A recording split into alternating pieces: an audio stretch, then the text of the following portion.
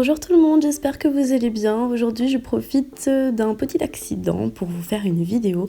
Je me suis coincé le doigt très fort dans une porte très lourde, et mon ongle s'est cassé au niveau de la plaque et mon ongle en résine acrylique avec. Donc c'est très douloureux et en fait je peux pas me balader comme ça, il faut absolument faire quelque chose.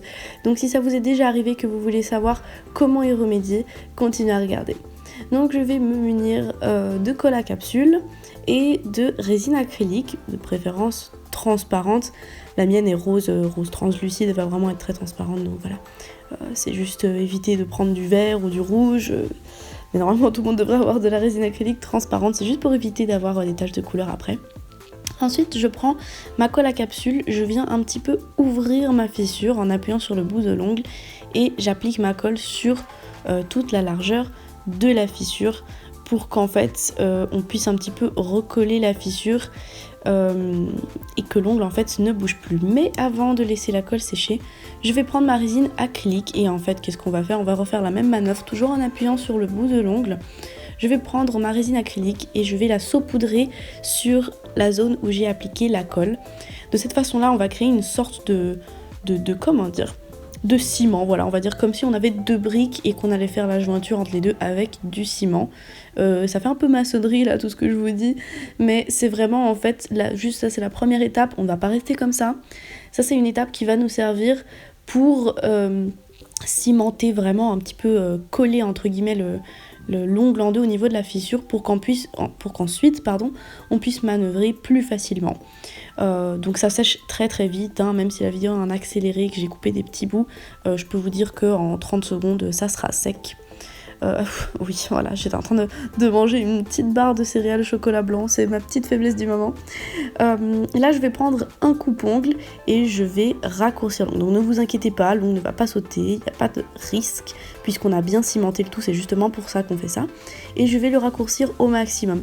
Après maximum, on s'entend dans le sens où il va rester quand même pas mal, de bords libres. Bon, comparé à avant, c'est quand même déjà pas mal. Là, je prends juste une lime pour raccourcir encore un tout petit peu plus, parce qu'avec le coupe-ongle, plus on se rapproche de la plaque naturelle et plus ça devient risqué. Et je vais aussi limer la surface pour enlever en fait le top coat. Parce qu'après je vais passer avec ma ponceuse et voilà, des fois j'aime bien me rendre un petit peu service, parce que c'est vrai qu'avec certains embouts de ponceuse, si on garde le top coat, ça glisse par dessus et voilà, c'est un petit peu agaçant. Donc là je vais prendre ma ponceuse avec cet embout que j'aime beaucoup. N'oubliez pas que tous les liens sont dans la barre de description, donc n'hésitez pas à les regarder. Et là je vais vraiment dégrossir au maximum. Donc voilà, là j'ai fini de dégrossir, il reste vraiment très peu. En général, lorsqu'on fait une dépose, on enlève 80% à la lime et 20% là à l'acétone. Je vais utiliser du dissolvant avec de l'acétone pour le faire fondre. Et donc je vais tremper mon doigt dedans, je vais le laisser pendant 20 minutes.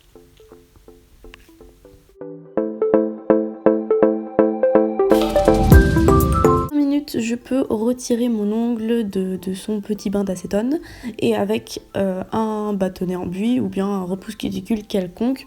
Moi j'utilise le mien en inox que j'aime bien. Je vais délicatement gratter la surface. Alors attention, quand je dis gratter, je dis pas qu'il faut s'acharner comme une forcenée sur l'ongle naturel.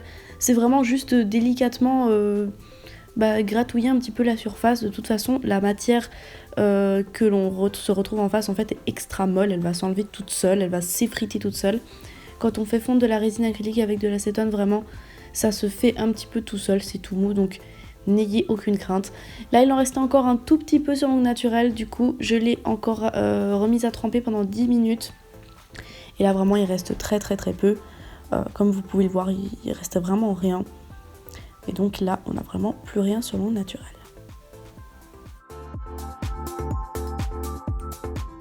Voilà, maintenant je peux passer à la suite, c'est-à-dire à la préparation de mon ongle naturel. Donc comme d'habitude, je prends mon embout à cuticule et je vais repousser tout ça, enlever toutes les petites peaux mortes. Comme vous pouvez le voir, je suis en train de manœuvrer avec ma main gauche et autant vous dire que je suis droitière, donc c'est une galère absolue. Voilà, hein, je pense que vous allez rigoler pas mal. Euh, Heureusement que la vidéo est en accéléré et même en la mettant au maximum, on voit que je prends vraiment mon temps. Là ensuite, après avoir coupé mes cuticules avec les ciseaux, j'ai pris une lime à grain 180. Je vais vite fait passer un petit peu sur toute la surface. Et en fait ici, là où il y a la fissure, je vais venir un petit peu croquer les angles au maximum.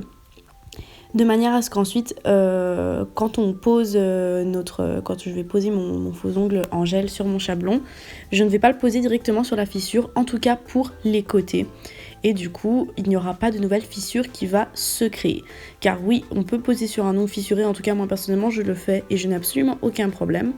Il faut juste vraiment croquer les coins au maximum contre la fissure. Donc voilà, comme d'habitude, je vais refaire ma forme carré pinché. Je vous mettrai le lien de la vidéo sur comment je crée des ongles en gel carré pinché sur chablon. C'est le lien de ma toute première vidéo. Donc j'ai dégraissé mon ongle. Ensuite là, je procède à la découpe de mon chablon pour l'adapter à mon ongle. Donc voilà, là c'est nickel. Je peux le plier sur la pointe et bien le coller à mon doigt. Ensuite ici je vais couper sur les côtés pour avoir une adhérence maximale. Alors j'en ai pas forcément besoin, j'ai pas des doigts extrêmement boudinés. Mais là juste pour le fait qu'il va vraiment falloir faire une pose optimale à cause de la fissure, faut mettre toutes les chances de son côté. J'applique ma base, comme d'habitude c'est toujours la même. Ensuite je fais catalyser. Donc voilà, là je vais procéder à la pose de mon ongle en gel. Voilà, ici je voulais juste vous montrer la taille de mon pinceau par rapport à mon ongle parce que vous me posez souvent des questions à propos de ce pinceau. Moi personnellement c'est la taille que je préfère utiliser, comme ça même sur le petit doigt, il n'y a pas de souci, je ne vais pas déborder. Et dites-moi dans les commentaires si ça vous dirait que je vous fasse plus de vidéos sur des petits dessins comme mon petit oiseau là, c'était une sorte de petite mésange revisitée sur mon ongle. Donc voilà, en attendant que je pose mon ongle en gel, voilà, je voulais vous dire, il n'y a absolument aucun risque de poser du gel ou de la résine sur un ongle un petit peu fissuré. Après, bien sûr, il faut voir l'état de l'ongle selon où c'est. Si la fissure était un petit peu plus haute, je pense que je n'aurais pas reconstruit un ongle aussi long parce que là, je vais vraiment le refaire à la même longueur que tous les autres. Mais en tout cas, il faut vraiment, peu importe ce que l'on fait, vraiment faites attention à faire vraiment un apex suffisant. Vraiment, là je rigole pas, vraiment falloir faire attention. Personnellement, lorsque j'ai reconstruit mes ongles, c'était il y a à peu près un mois. Et mon ongle s'est très bien porté, je n'ai eu aucun souci. Donc voilà, juste faites une structure nickel. Il va vraiment falloir faire une structure nickel. Un bombé, un apex suffisant.